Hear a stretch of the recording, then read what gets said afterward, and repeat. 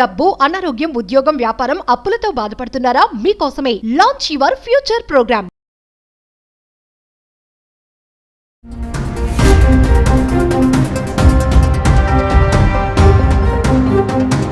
And as usual, the in-flight entertainment is not working. Leave in-flight entertainment. Calicut to landing stations. If I talk about this light, it is also not working.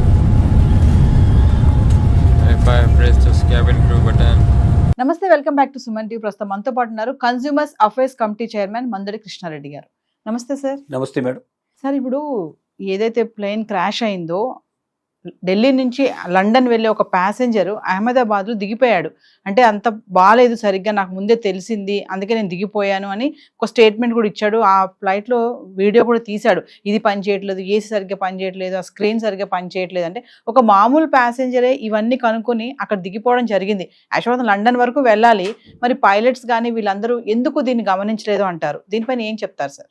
ముందుగా ఆకాశ్ గురించి చెప్పుకుందాం madam. మనం నిన్న రాత్రి జరిగినటువంటి ఈ plain crash ఏదైతే ఉందో, బోయింగ్ విమానం, ఇది చాలా పెద్ద ప్రమాదం. భారతదేశంలో ఇప్పటిదాకా జరిగిన అన్ని ప్రమాదాల కన్నా చాలా పెద్ద ప్రమాదం ఇది.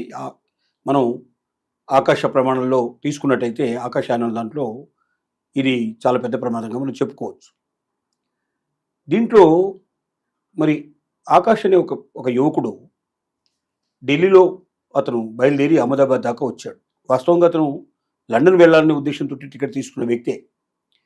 కానీ ఢిల్లీ నుంచి అహ్మదాబాద్ ప్రయాణం చేసినంతసేపు అతను చాలా ఉండలేని పరిస్థితి. అంటే ఆ విమానంలో తను ప్రయాణం చేయలేడు అనే పరిస్థితి కనిపించింది. ఒకటి, ఏసీ పనిచేయకపోవడం అనేది, అసలు ఫ్లైట్లో ఏసీ పనిచేయకపోవడం సహజంగా ఉండదు. అది అంతర్జాతీయ విమానాల్లో అస్సలు ఉండదు.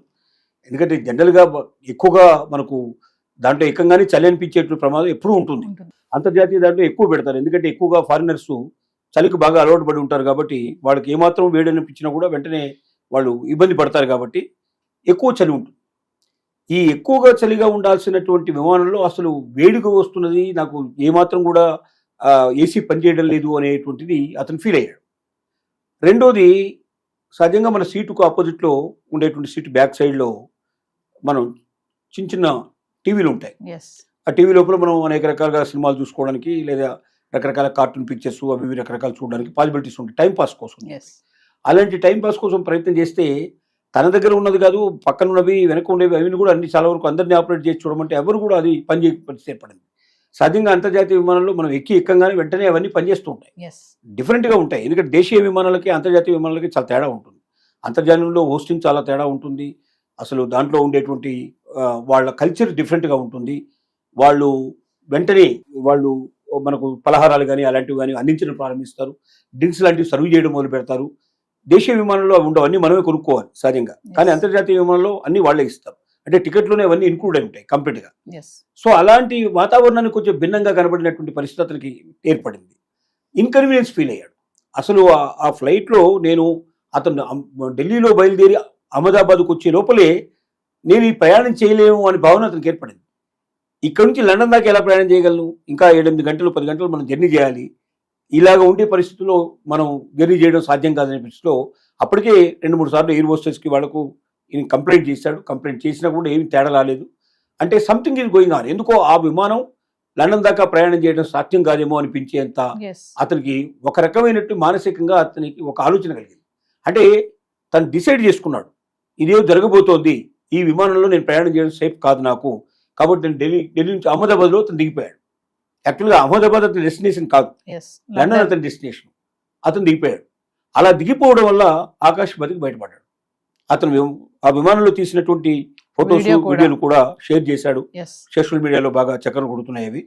అంటే ఒక మనిషి టెక్నికల్గా ఇది సూట్ కాదు నాకు, ఏదో జరగబోతోంది, ఈ విమానంలో ఏదో ప్రమాదం జరగబోతుంది అనేటువంటి ఒక భావనకి వచ్చాడు. అంటే మరి పైలట్కి ఎందుకు కనిపించలేదు, కోపైలట్కి ఎందుకు కనిపించలేదు, మిగతా టెక్నికల్ స్టాఫ్కి అంతా ఎందుకు కనిపించలేదు? పోనీ ఎయిర్ హోస్టెస్లు దాంట్లో రెగ్యులర్గా తిరుగుతూ ఉంటారు, వాళ్ళకు కూడా తెలుస్తూ ఉంటుంది తేడాలు ఏమైనా ఉంటే, వాళ్ళు ఎందుకు కనిపెట్టలేకపోయినారు? అంటే ఇందులో నెగ్లిజెన్సీ, ఒక నిర్లక్ష్యమైన భావం ఇక్కడ కనబడుతుంది. లేదా ఇది సహజమే మా ఫ్లైట్లో ఇట్లా జరుగుతూనే ఉంటాయనే పరిస్థితులు ఏమన్నా ఏర్పడినాయి అనేది మనకు తెలియదు. ఇంతకుముందు కూడా గతంలో ఇలాంటి కొన్ని సందర్భాలు ఉండి ఉండొచ్చు. అలా జరిగినా కూడా ఏమీ అభాంతరం లేకుండా ఫ్లైట్ ఎక్కిన సందర్భం ఎగిరిపోయి ఆ గమ్యస్థానం చేరిపోయినట్టు పరిస్థితులు ఉండి ఉండొచ్చు. ఏది ఏమైనప్పటికీ ఒక మామూలు ప్యాసింజర్కి వచ్చినటువంటి జ్ఞానం కానీ, ఆలోచన కానీ, అతనికి అనుమానాలు కానీ మరి అంత అనుభవజ్ఞులైన వాడికి రాలేదు అంటే అది మనం చాలా విచారించాల్సిన విషయం, చాలా దురదృష్టకరమైన విషయం, ఇది బాధాకరమైన విషయం. ఎందుకంటే ఎంతమంది ప్రాణాలను చెలగట్టమైన పరిస్థితి. 242 మంది పేషెంట్లు మొత్తం ప్యాసింజర్లు దాంట్లో ఉన్నారు. 241 మంది చనిపోయినారు. ఒక్క ప్యాసింజర్ మాత్రమే బతికాడు. ఆ ఒక్కడు ఎలా బయటపడ్డాడనేది ఒక మిరకిల్, ఇది ఒక అద్భుతం. 241 ప్రాణాలు అట్లాగా గాలిలో కలిసిపోతే ఆ ఒక్కడు ఎలా బతికగలిగాడంటే మరి భగవంతుడు నిర్ణయిస్తాట ఎవరి ఎప్పుడు చనిపోవాలనేది. ఆ నిర్ణయం ప్రకారమే జరుగుతుంది తప్ప ఆ లోపల ఎన్ని ప్రయత్నాలు చేసినా సాధ్యం కాదు అంటారు. బహుశా అతనికి ఆయుష్ పోసి ఉండొచ్చు, అతను ఇంకా భూమి మీద బతకాలని పరిస్థితి ఉండొచ్చు. అతను సహజంగా లండన్ సంబంధించిన వాడు. లండన్లో ఎప్పుడో వ్యాపారంలో అక్కడ స్థిరపడ్డారు. ఇండియా నుంచి వెళ్ళి అక్కడ స్థిరపడ్డారు వాళ్ళు. తన యొక్క బ్రదర్ కూడా దాంతో పాటు ప్రయాణం చేస్తున్నాడు. ఇద్దరు కలిసి బ్రదర్స్ ప్రయాణం చేస్తున్నారు. ఇతను 11A సీట్లో ఉన్నాడు. ఈ రమేష్ అనేటువంటి ఎవరైతే ఉన్నారో ఇతను 11A సీట్లో ఉన్నాడు. ఈ 11A సీట్లోంచి అతను మరి 11A సీట్లో జనరల్గా అయితే టెక్నికల్ స్టాఫ్ అంతా చెప్తున్నటువంటి విషయం కానీ, లేకపోతే నిన్నటి నుంచి మనకు వినిపిస్తున్న విషయం కానీ అక్కడ ఎమర్జెన్సీ డోర్ ఉండదు అని చెప్తున్నారు. దానికి కొంచెం ముందుకు రావాలి, చాలా ముందుకు వస్తే కానీ సాధ్యం కాదు.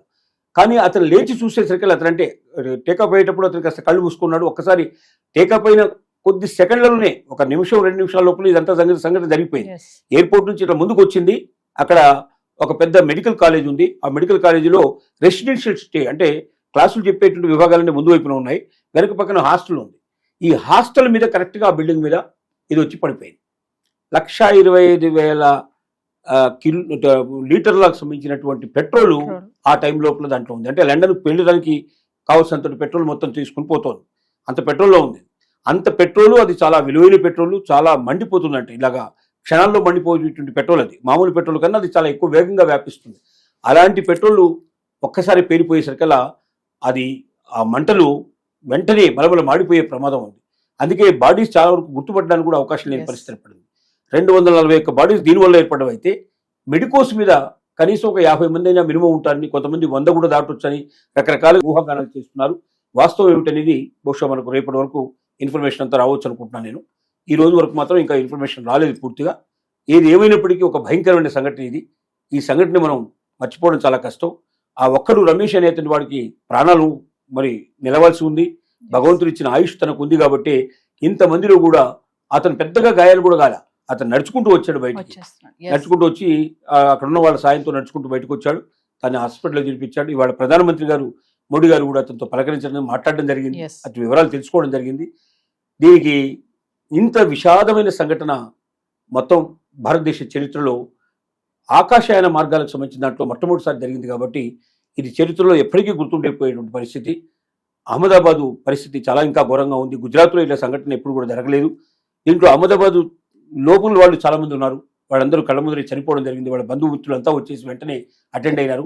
శవాలను కూడా గుర్తుపట్టడానికి వెళ్ళలేకుండా ఇప్పుడు వాటికి DNA పరీక్ష చేసి కానీ అది ఎవరిది ఏమిటని గుర్తించి ఆ శవం ఆ మాంసం ముద్దల్ని ఇస్తే దాన్ని తీసుకెళ్లి వాళ్ళు దాని సంస్కారాలు చేస్తున్న పరిస్థితిలో ఉన్నారు. ఇది దీనికి ఎక్కువ సమయం పట్టలే, నిమిషాల్లోనే జరిగిపోయింది ఈ విషయం అంతా కూడా. ఇలాంటి సంఘటనలు జరగకుండా టెక్నికల్గా చాలా జాగ్రత్తగా ఆలోచించాల్సిన అవసరం ఉంది. ఒక ప్యాసింజర్, మామూలు ప్యాసింజరే దాన్ని గుర్తుపట్టి దిగిపోయాడు అంటే అక్కడ లోపల దానికి సంబంధించినటువంటి ఎవరైతే నిర్వాహకులు ఉన్నారో ప్రతి ఒక్కరికి దీని గురించి పూర్తి అవగాహన ఉండాలి. భవిష్యత్తులో మనం చనిపోవడం వేరు, మనతో పాటుగా కొంతమంది ప్రయాణికులు చనిపోవడం వేరు. వాళ్ళ ప్రాణాలు తీయడానికి మనకు హక్కు లేదు. అంటే టెక్నికల్గా మనం జాగ్రత్త పడకపోవడం వల్ల, మనం మరింత జాగ్రత్త వహించకపోవడం వల్ల విలువైన ప్రాణాలని మనం బలి తీసుకునే పరిస్థితి ఏర్పడింది. ఇలాంటిది జరగకుండా చూడాల్సిన అవసరం ప్రతి ఒక్కరికి ఉంది. ఇంకనైనా ఇక భవిష్యత్తులో అయినా ఇలాంటి సంఘటనలు జరగకుండా చూడాలి. బోయింగ్ విమానాల్లోనే ఏదో తేడా ఉన్నట్టుగా కూడా అంటున్నారు. చాలా బోయింగ్ సంఘటనలు జరిగినాయి. ఇప్పటికి చాలా బోయింగ్ విమానాలు ఇప్పటికీ మొత్తం కంప్లీట్గా కూలిపోవడం జరిగింది. మరి బోయింగ్లోనే ఒకవేళ ఈ తప్పిదం ఉన్నట్టయితే దాన్ని సవరించాల్సిన అవసరం ఉంది. పాత విమానాలన్నింటి మళ్ళీ ఆపేసి దాంట్లోపల మార్పులు చేర్పులు చేయాల్సిన అవసరం ఉంది. లేకపోయినట్టయితే బోయింగ్లో ప్రయాణం చేయాలంటే ప్రయాణికులు భయపడేటువంటి పరిస్థితులు ఏర్పడతాయని కూడా చాలా వరకు అనుమానాస్పదంగా ఉన్న పరిస్థితులు ఏర్పడుతున్నాయి.